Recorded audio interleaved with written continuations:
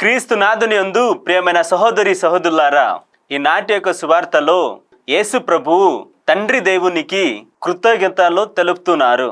ఎందుకు అంటే దేవుని రహస్యాలు తమను తాము గొప్పవారమని భావించే వారికి కాకుండా వినయంతో ఉండే సాధారణ హృదయాలు కలిగిన వారికి వెల్లడించబడుతున్నాయి. దీని అర్థం చదువుకున్న వారు లేదా తెలివైన వారు దేవుని అర్థం చేసుకోవాలని కాదు, కానీ తమకు అన్ని తెలుసు అని అనుకునే వారికి దేవుని స్వరాన్ని వినలేకపోతున్నారు. వినయంతో నేర్చుకోవాలనే మనస్సుతో ఉన్నవారు దేవుని చిత్తాన్ని సులభంగా గ్రహించగలుగుతారు. యేసు ప్రభు మరొక ముఖ్యమైన విషయాన్ని చెప్తున్నారు. దేవుని నిజంగా తెలుసుకునే మార్గం యేసు ప్రభు ద్వారానే. కుమారుడైన యేసు ప్రభు తండ్రిని సంపూర్ణంగా తెలుసుకున్నారు.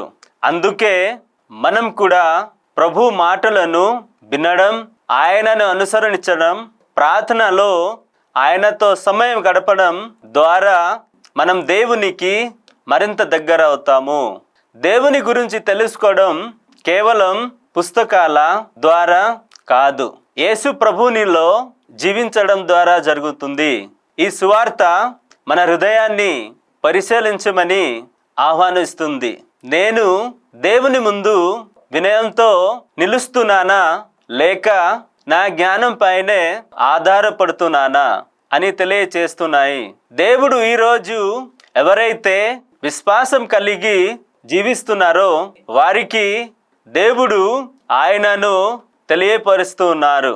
కావున ప్రియ సహోదరి సహోదరులారా, ఈనాటి పట్టణాల ద్వారా మనం తెలుసుకోవాల్సింది ఏమిటి అంటే దేవుని పని చేయడానికి గొప్ప ప్రతిభ కంటే వినయ పూర్వకమైన హృదయమే ఎక్కువ అవసరం.